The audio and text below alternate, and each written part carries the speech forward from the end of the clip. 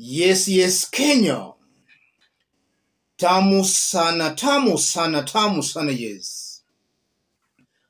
American ambassador to Kenya, Meg Whitman, has made a U-turn on last year's presidential election. In this video, I want us to have a look at what Whitman said and why most definitely she has made that U-turn. US Envoy Whitman admits stating Kenyan elections were transparent was a blunder. If you go through that story, United States Ambassador Meg Whitman on Saturday conceded that she had erred by proclaiming that the 2022 presidential elections were free and fair. The ambassador, while appearing in an interview with a local TV station, remarked that when she made those remarks on August 16th, she did not anticipate they would cause so much controversy. Whitman was referring to comments she made on August 6 at the Devolution Conference held in Eldoret, where she portrayed Kenya as a beacon of democracy, maintaining that Kenya had held the most transparent elections in the continent. I was surprised as I did not think what I said was pretty controversial. Then I understood that many people at that conference thought it was controversial. She stated, adding that she learned from that incident. She explained that if she were to do that again, she would say it differently. Pressed to explain how she would do things differently, she stated, I could just have said nothing at all. I could have gone right into why Kenya is good for investment. That's Meg Whitman speaking yesterday at an interview. She's making a U-turn on what she said in August about Kenya's presidential elections. I want us to dig deep into this, in which I'll explain why this American envoy has made a U-turn and what that means and portends for William Samoei Ruto and the Kenya Kwanza Brigade. If you are watching us but you have not yet subscribed, subscribe, give this video a like. Let's proceed. Why has Whitman made that sudden U-turn?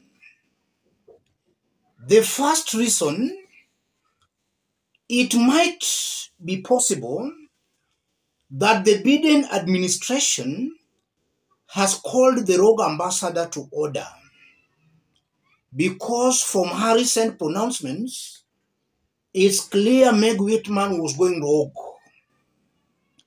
Sometimes back when William Ruto was in the United States of America, she accompanied William Ruto there, and she was behaving as if she was a Kenya Kwanza's operative there. And also in the recent days, her pronouncements have been leaving Kenyans wondering as if this was an American ambassador serving the interest of American or a Kenya Kwanza operative serving the interests of William Samoei Ruto. It might have been possible that her rogueness had reached the ears of the Biden's administration. She has been called to order. And also, if you look at the kind of pressure the opposition has also been piling on her, all those could have reached the ears of the Biden's administration, hence calling this rogue ambassador to order. That's the first reason. The second reason, it might be possible that the West America, they are now dumping William Samoei Ruto. They thought William Ruto was somebody they could trust, somebody they could work with. But they are also waking up to the reality that Ruto cannot be trusted. Today is in China, pressing the Chinese. Tomorrow is in America, pressing Americans. Today is pressing Israel. Tomorrow is with the Arabs, trying to paint an image that is a friend to the Arab nation. So William Ruto has seriously been contradicting himself. Today is talking about how to actually kill the dollar. Tomorrow is in America, appearing as the mouthpiece of the West. I think America and the West might be dumping William Ruto. And that's why this American envoy is making that retreat, that U-turn. And then the third reason, it might be possible that this ambassador is coming to terms with the reality of Kenyan elections and specifically presidential elections. Kenya is not America. In Kenya, elections, and more so, presidential elections are always being rigged. This ambassador came to Kenya last year, so we can assume that she had not gotten enough time to acquaint herself on how elections are always being conducted in Kenya. She was lied to by IBC. Upon being invited to Bomas, Chebukati and his team made her believe that that election was above board. The gospel songs that were being played at Bomas, all these things might have contributed in convincing and even confusing this ambassador that that was a free, fair, credible election. And this is not the first time we are seeing a senior American official actually in such kind of a situation. In 2017, former U.S. Secretary of State John Kerry also made the same blunder when he declared the 2017 presidential election as above board, only to apologize later when the Supreme Court nullified that election. So America has been making blunders. They have not been getting it right when it comes to presidential elections in Kenya.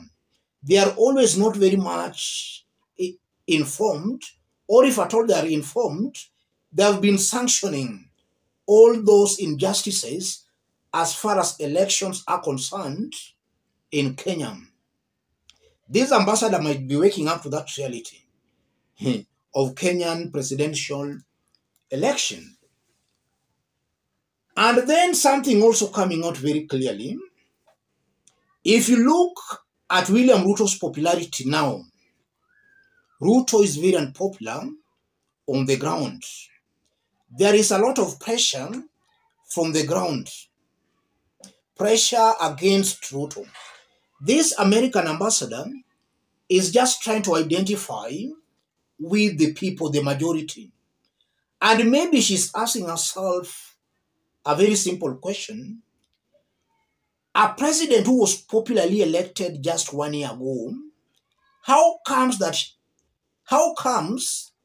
he has become this unpopular? The only answer to that is that he was not popular in the first place. So he might have rigged himself last year.